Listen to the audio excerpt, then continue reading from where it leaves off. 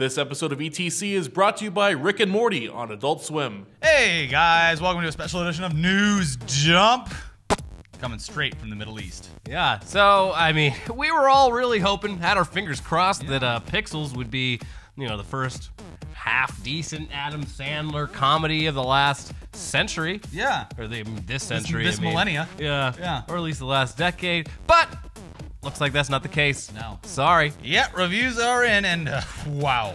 It's currently sitting at around 20%, but before that, it was sitting at a perfect 0 until the guy from Cinnamon Blend chimed in with a 4-star review, throwing off the balance of the universe single-handedly. He did it. Yeah, he sure did. He got that clickbait. Yeah, I think it's up to like 4 reviews are in some way positive. From their top reviewers, yes. Yeah, and even those are just the like... fan critics, it's sitting at 100%. Certified fresh. The Sandler fans will be happy. Yeah, they love it. Anyway, we'll get to those good reviews in due time, but for now, let's do a nice little fun rundown of the bad ones, because it's always just fun to shit on things. Yeah. Peter Travers of Rolling Stone said, "I see Pixels as a 3D metaphor for Hollywood's digital assault on our eyes and brains.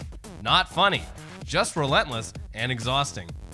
He's a trustworthy man. Travers has been doing that shit for a while. Yep. Amy Nicholson of LA Weekly said, here's a shocker. In Pixels, his latest, Adam Sandler plays a stunted man-child who turns out to be very, very special. Adam Sandler movies are pretty much like, he's always winning at everything. Yeah, it's like, this guy's just terrible, but you know what? He's got a heart of gold. Despite being a moron, he'll conquer all those odds. I had never really seen it spelled out that well until good old... Well, it works 1 or 2 times. Amy Nicholson of LA Weekly. It works 1 or 2 times in Happy Gilmore and Billy Madison. Yeah. Sandy Cohen, no relation to the lead character in the OC, played by Peter Gallagher.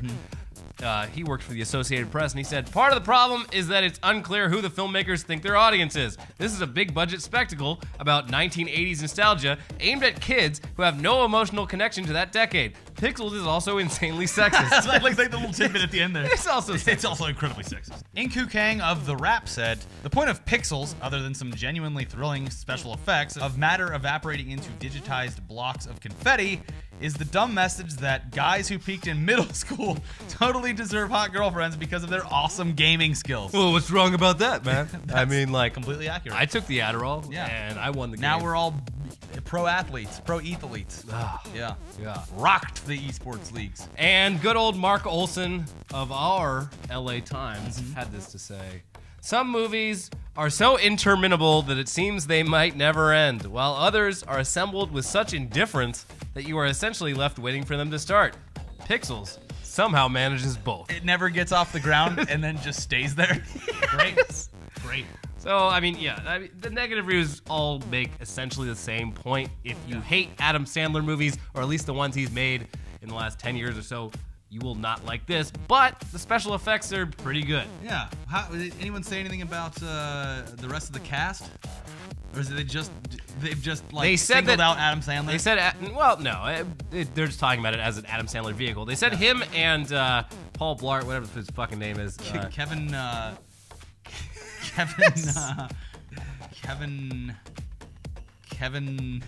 Hart? Nope. No. Kevin Durant? No, Kevin Durant. Kevin McAllister? Nope. What is his fucking name?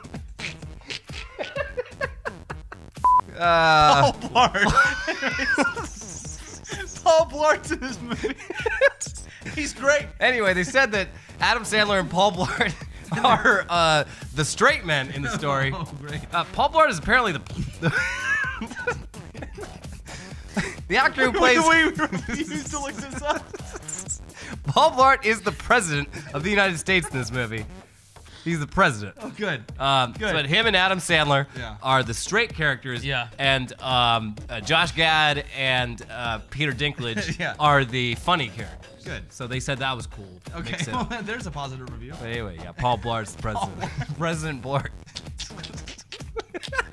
But anyway, though, back to that Cinema Blend review that threw off the whole balance of the universe. Yeah. The writer spends the first half of the review explaining why this movie is a terrible idea that was obviously terrible to anyone watching the trailers, but then says, hey, Josh Gad and Peter Dinklage are funny and the action is surprisingly okay. That's a sterling review. Yeah. Surprisingly 4 stars. Okay. That warrants 4 Put that stars. text on the trailer when it comes up. Surprisingly okay. He didn't say those exact words, but I was reading between lines. Okay, he essentially says, "Oh, it's the best Adam Sandler movie in years." Okay. But Better it's than not The that Cobbler? great. But 4 out of 5 stars for no reason. Wow. I'm still gonna see it. I think it looks fun, but I gotta see Ant-Man first because I've been out here. Right, So yeah. Ant-Man and then Pixels, Priorities. back to back. Maybe I'll do Pixels first. Yeah. I use Ant-Man to wash that taste out of my eyes. Anyway, moving on to stuff that we actually really think probably is going to be good and will be devastated if it's not. Fox keeps just drip feeding us little tastes, little tastes of the X-Files, Please. like reboot Please. series thing. More, please. Please. Please. They keep sending us little X-Files things. And they, so last week we did a little teaser. We had a little teaser for it. This week they did a slightly different teaser on the finale of Wayward Pines where Mulder and Scully actually speak. Oh, good. They use their mouths to Finally. talk. Yeah, after a couple shots we saw last week, we see Mulder ask, "Are you ready for this, Scully?" And Scully responds, "I don't know if there's a choice." Pretty vague. Maybe they're talking about fucking. Yeah, it's like Californication, but with X-Files. Oh. Yeah, he's a sex addict still. In slightly more interesting news, we now know a little bit more of the casting for the show's supporting characters, starting with some familiar faces, the Lone Gunman. Yeah, so, I mean, if you watch the X-Files, you know who the Lone Gunmen are. They're like the conspiracy theorist dudes that were around for a pretty big part of the show. They're also the people that managed to predict exactly how 9/11 would happen a year before it did in an episode of their show. So, yeah, that's cool. They were always fan favorites. Yeah, you'll also remember, though, that they're all dead. Yeah, they died. Sorry. but Spoiler whatever, alert, it was like 15 years ago. It is the X-Files, and at an event in Australia, actor Dean Haglund told a crowd, "Today they contacted us. We're shooting July 28th. The gunmen are in the final 6. So probably not a major role. That's like a week's notice, but I mean, that's cool. But there's also news from Variety about some other casting. Robbie Amell from The Flash and Lauren Ambrose from 6 Feet Under and Can't Hardly Wait are apparently going to play FBI agents. It's kind of weird because they look kind of like a younger version of Mulder and Scully. They're setting it up for the next, the actual series where it's young Mulder and Scully. I mean, I can see them doing some sort of gag with it. But anyway, they're only describing the characters as like a pair of FBI agents who are smart, confident, stuff like that. Right. So, Sure. vague. But here's some cool news. Comedian Kumail Nanjiani, star of Silicon Valley and self-proclaimed and host of a podcast proving that he is a X-Files super fan, Yes.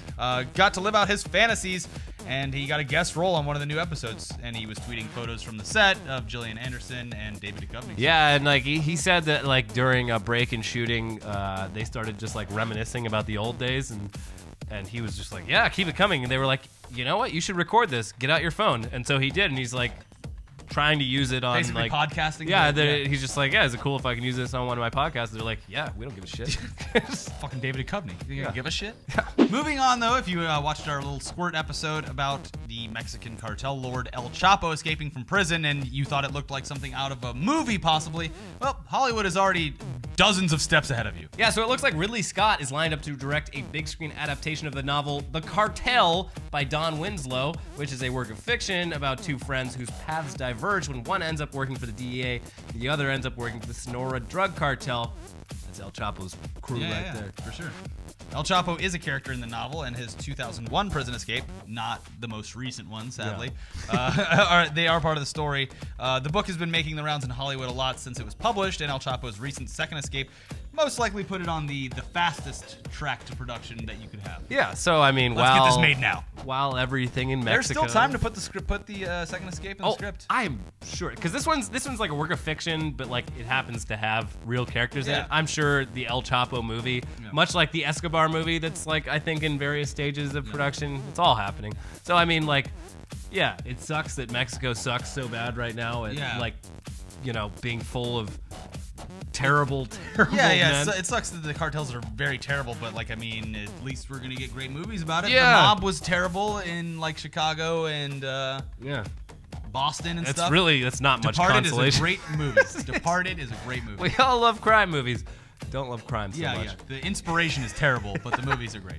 And for video of the week, since we are in Abu Dhabi, our friend Ahmed helped find a video for us. He was supposed to be here. We did the podcast with him. You'll see that on Monday. We'll do the podcast with him and Dan Casey. Great podcast. Dream team. Yeah, exactly. So he helped find this video for us, and it is how they ghost ride the whip here in the Middle East. The car culture is nuts here. It's insane here. So this is everyone ghost riding the whip, and they all do it to this song. It's like this viral sensation that took over. So here's everyone ghost riding the whip in the Middle East.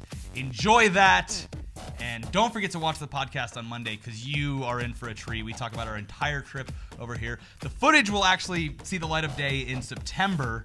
Yeah, I mean, I think we can give some like snippets. Very quick then, snippets. But yeah, the bulk of it's not till September when the reason we're here happens. We've been pretty open. when Fury 7's Blu-ray is about to come out, that's when it all goes. Yeah, it was a lot of fun being here.